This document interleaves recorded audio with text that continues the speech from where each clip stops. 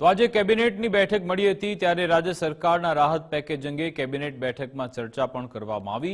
10,000 કરોડનું આ પેકેજ જાહેર થયું છે ત્યારે મંત્રીમંડળના તમામ સભ્યોએ મુખ્યમંત્રીનો આભાર માન્યો હતો। રાજ્ય સરકારના પ્રવક્તા જીતુભાઈ વાઘાણીએ પણ નિવેદન આપ્યું। તેમણે કહ્યું કે ખેડૂતોને મદદ કરવા 10,000 કરોડની સહાય જાહેર થઈ છે। સાબરકાંઠા બનાસકાંઠા ખેડૂત અંગે 947 કરોડની જાહેર થઈ। વિસંગતતા દૂર કરી 190 કરોડ વધારાના ખેડૂતોને મળશે। કુલ 1137 કરોડનું વાવ થરાદ સહિત કુલ 5 જિલ્લાને સહાય મળી। ખૂબ ઝડપથી રાજ્ય સરકારે ખેડૂતો માટે લાગણી દર્શાવી છે। કુલ મળીને 11,137 કરોડનું અંદાજે આ પેકેજ એ કમોસમી વરસાદનું રાજ્યમાં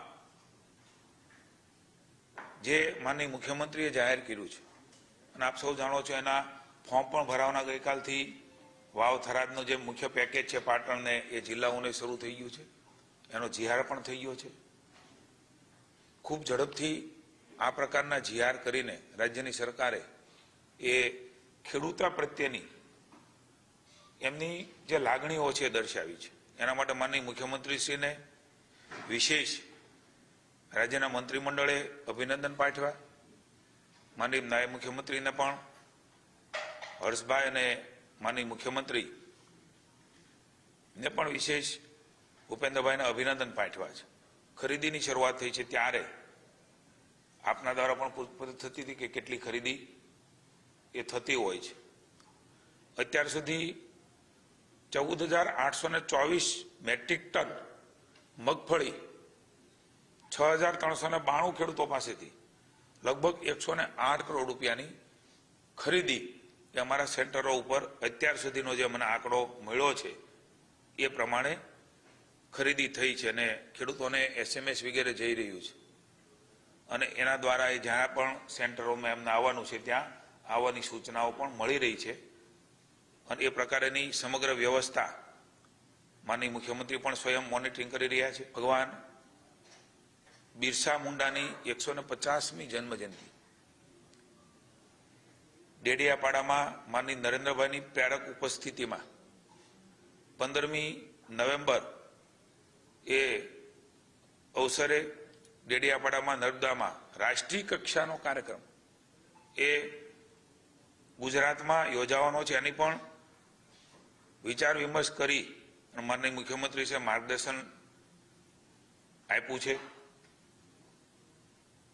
રાષ્ટ્ર ભાવના ઉજાગર થાય એ માનનીય વડાપ્રધાનશ્રીનો કાયમ હેતુ છે। બિરસા મુંડા ભગવાન તરીકે આદિવાસી સમાજ પૂજે છે, એમની જન્મજયંતિની ઉજવણી કુલ મળીને આવા મહાપુરુષોને વર્તમાન અને નવી પેઢીને છોડવાનું કામ માનનીય વડાપ્રધાન શ્રી નરેન્દ્રભાઈ કરી રહ્યા છે ત્યારે ગુજરાતમાં આવી રહ્યા છે। માનનીય નરેન્દ્રભાઈ ડેડિયાપાડામાં આવવાના છે ત્યારે દેવમોગરા માતાજી એમની માટેની આદિવાસી સમાજની શ્રદ્ધા એમના આશીર્વાદ લઈને માનનીય વડાપ્રધાન શ્રી એ કાર્યક્રમ રાષ્ટ્રવ્યાપી છે। રાજ્યમાં પણ અલગ અલગ તાલુકાઓ જે છે ત્યાં પણ મંત્રીશ્રીઓ જવાના છે એની ડિટેલ આપને મળી જશે। દેશ આખામાં આ કાર્યક્રમ એ લાઈવ થવાનો છે। 8400 કરોડથી વધુના પ્રકલ્પોનું લોકાર્પણ 8,400 કરોડ રૂપિયા એ પ્રકલ્પોનું લોકાર્પણ અને ઉદ્ઘાટનો અને ખાતમુહૂર્તની ભેટ એ વડાપ્રધાન શ્રી આપવાના છે અને અલગ અલગ રીતે મેં આપને કહ્યું એમ માનનીય મંત્રીશ્રીઓ, માનનીય ધારાસભ્યશ્રીઓ, માનનીય સંસદ સભ્યશ્રીઓ એ પણ અલગ અલગ જગ્યાએ એ જ દિવસે અલગ અલગ કાર્યક્રમોમાં એ આદિવાસીના સમાજના સૌ લોકો સાથે આની ઉજવણી ગૌરવ કેવી રીતે થાય એના માટે જોડાવાના છે। કે નાના મોટા ચોમાસાના કારણે રસ્તાઓની ફરિયાદ રહે છે અને મુખ્યમંત્રીશ્રીએ હંમેશા એને પ્રાયોરિટી આપી છે। તેણે એને સૂચના આપી છે કે એમની પણ અલગથી સમીક્ષા બેઠક દરેક જિલ્લામાં પ્રભારી મંત્રી કરે।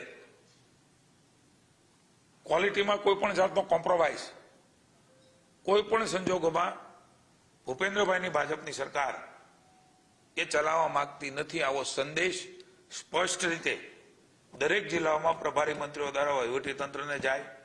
જ્યાં પણ ત્રુટિ અને જ્યાં પણ ખામી દેખાતી હોય એને દુરસ્ત કરવામાં આવે અને દુરસ્ત ન કરી શકાતા હોય તે ચાહે અધિકારી હોય કે કોન્ટ્રાક્ટર હોય એના ઉપર સખ્તાઈથી પગલાં લેવાનું પણ ભૂપેન્દ્રભાઈની સરકારે નક્કી કર્યું છે. ત્યારે એ કોઈને પણ છોડ્યા વગર જે કંઈક બાબતો હોય તો મુખ્યમંત્રીના ધ્યાને પણ સ્વયં મૂકવાની વાત એમણે આજની આ બેઠકમાં કરી છે, જેનાથી કાયમી આ નિકાલ કેવી રીતે આવે એના નિર્ણયો પણ ભૂતકાળમાં મુખ્યમંત્રીએ કર્યા છે.